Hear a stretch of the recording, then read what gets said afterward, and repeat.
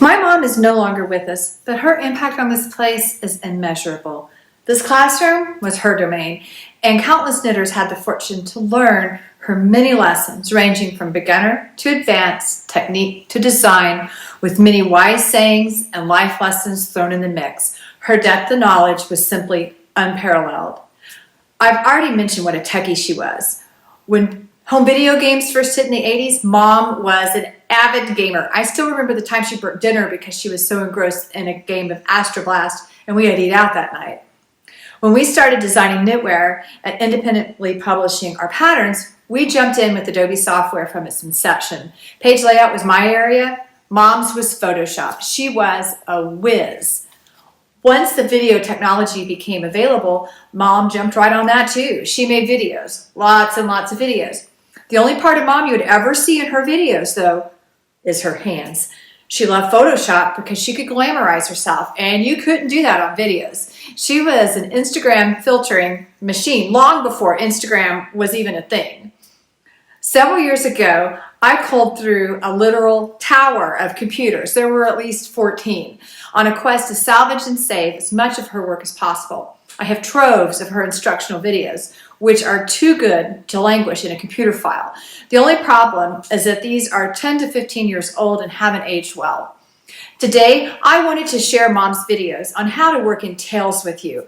Rather than scrap her videos and do my own, I created a mashup like Natalie and Nat King Cole or Hank Jr. and Sr. I recreated the video portion, but left Mom's voice and instruction intact. Without further ado, here is Mom with a little help from me on working in tails. This is a tail that occurs in the body of the knitting on stockinette stitch. I first need to bring my tail to the back. Yours probably will already be on the back. Don't worry too much about why mine was in the front. I'll do a post. I'll try to make my next post about how I begin new yarns. You want to run these tails in the direction that will close up this hole. So you want to run the tail in the direction it would have been going had it not been a tail. And I prefer to cross them like this so that it really closes up that hole.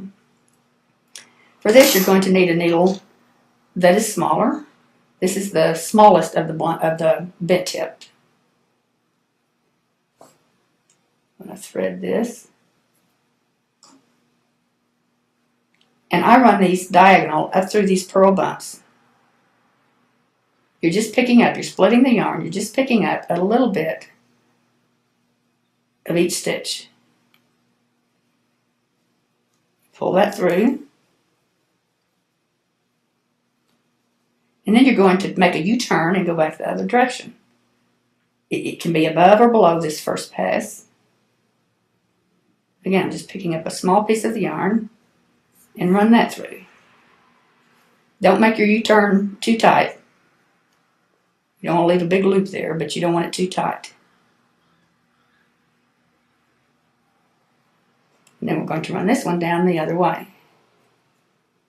The trick to threading these little bitty needles is to pinch it, and the trick is not letting it to show at the top of your fingers. You don't want to see it, can't see it, and then just slide this needle down between your fingers and it will pick it up. Again, we're going to use the purl bumps, and we're going to run them down through the diagonal.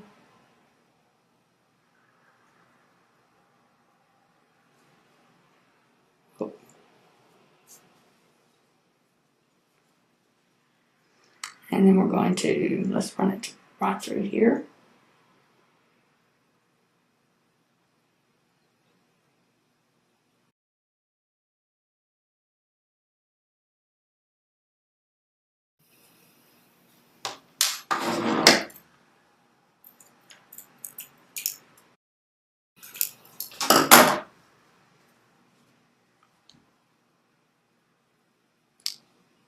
Can't even see it on the front. Just for demonstration purposes, let me do that same thing in a different color of yarn so that you can see it better. This is the tail. Split the little purl bumps.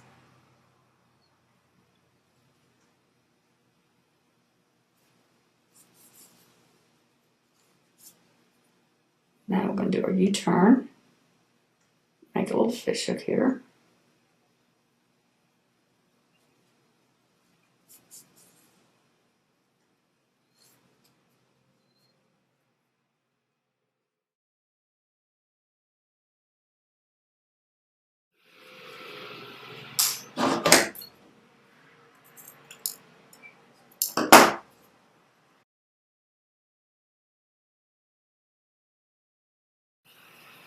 As you can see, it's ran through right through here, and you don't see it.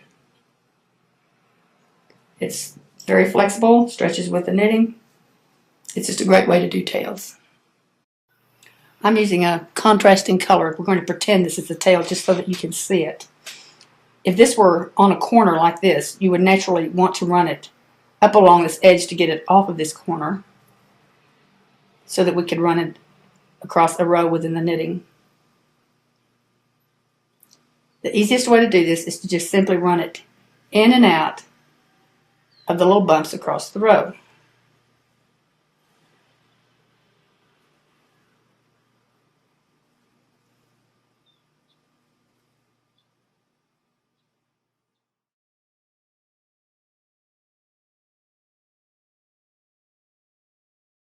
When you cut your thread, don't cut it too short because you'll lose a little of it when it stretches out.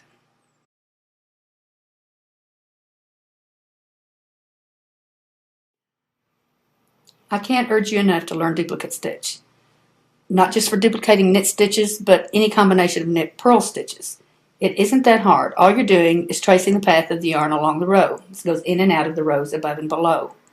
We're going to do this on garter stitch. Works great on garter stitch. Again, we're going to pretend this is a tail, and I'm going to pick a yarn to follow. With the needle, you just follow its path as it goes across this row.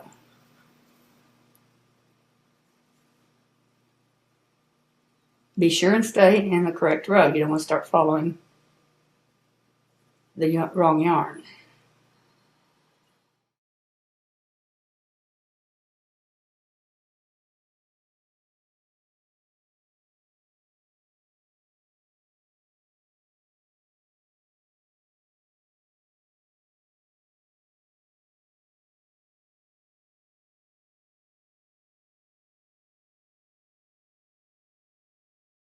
When this is in the same color, it is almost invisible.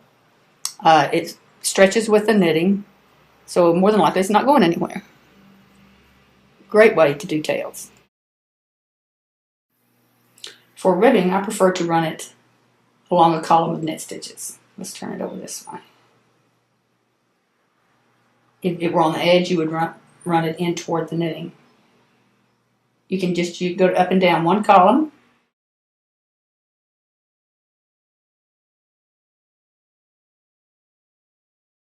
or you can crisscross.